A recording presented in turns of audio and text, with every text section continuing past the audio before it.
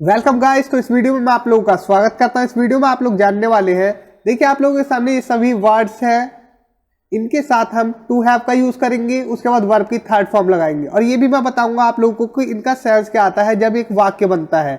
Daily life में आप इसी प्रकार की इंग्लिश बोलते हैं या फिर हिंदी बोलते हैं, उनकी इंग्लिश आप लोगों को नहीं पता रहती, तो वो सभी इस वीडियो में मैं आप लोगों को बताने वाला हूँ। और साथ ही साथ देखिए वही सेम वर्ड्स ये भी हैं और उसके साथ हम टू हैव बीन का यूज कब करते हैं, उसके बाद वर्ब की थर्ड फॉर्म। तो ये सब कुछ इस वीडियो में आप लोग जानने वाले हैं। तो आप लोग देख रहे हैं डेली इंग्लिश फॉर ऑल।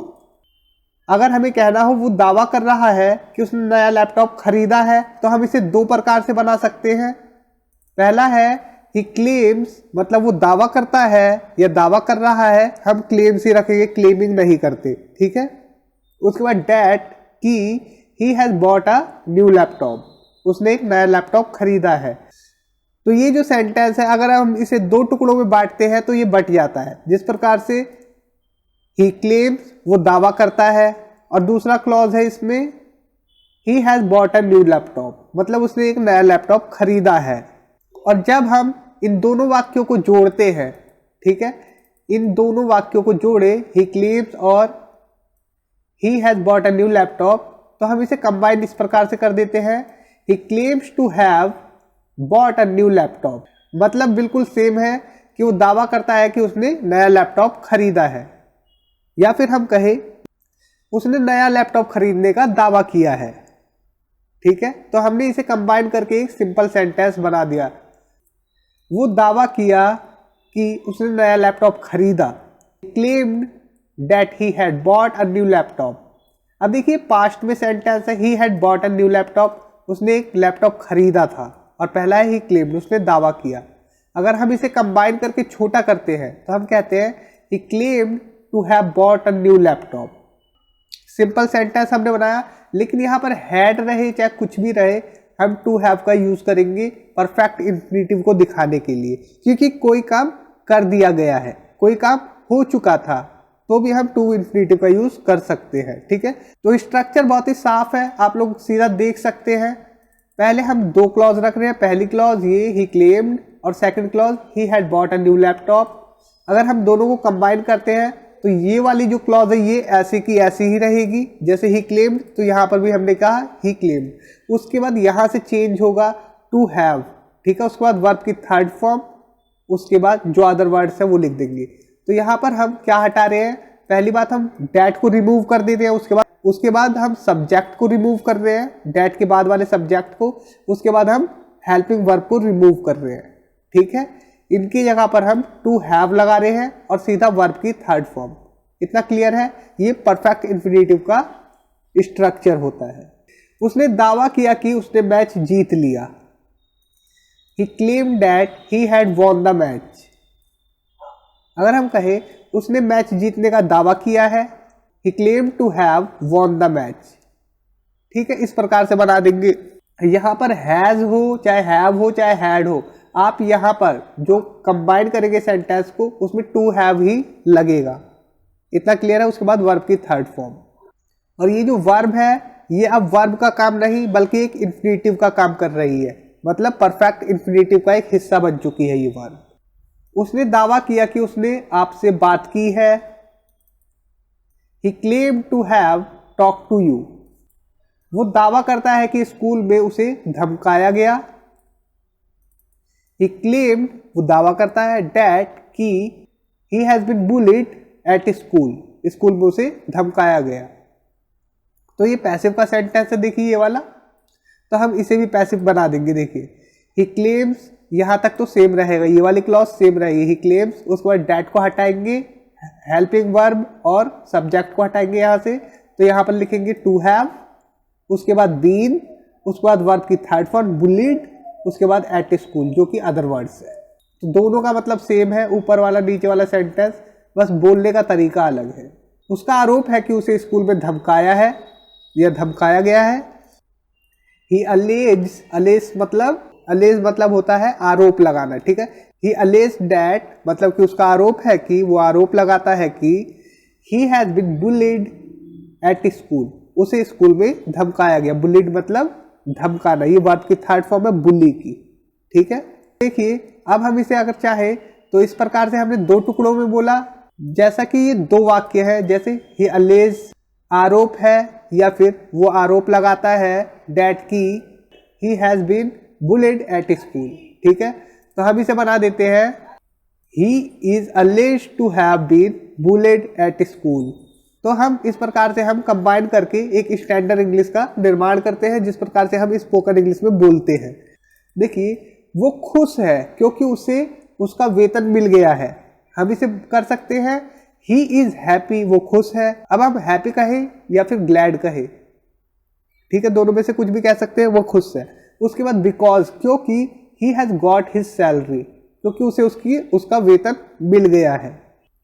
अब हम इसे इस प्रकार से बना सकते हैं कि अपनी सैलरी पाकर वो खुश है। ही इज हैप्पी या ग्लैड, दोनों में से किसी का भी यूज करें खुशी के लिए।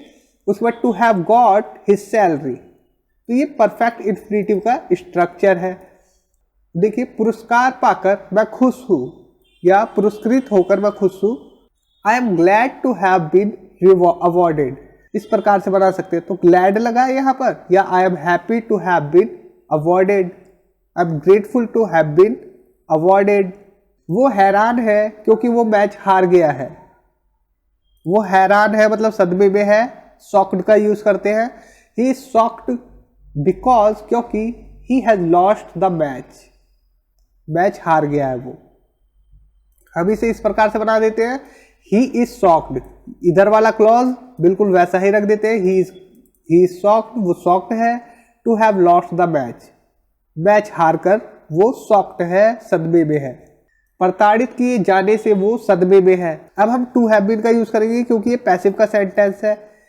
ही इज शॉक्ड, वो शॉक्ड है या सदमे में है। मुझे कोल्ड हो रखा है, इस वजह से मेरी वॉइस इस प्रकार से निकल रही है, इसका तो इसके लिए मुझे खेद है। ठीक है, he is shocked to have been harassed, इस प्रकार से बना देंगे, ये पैसिव है।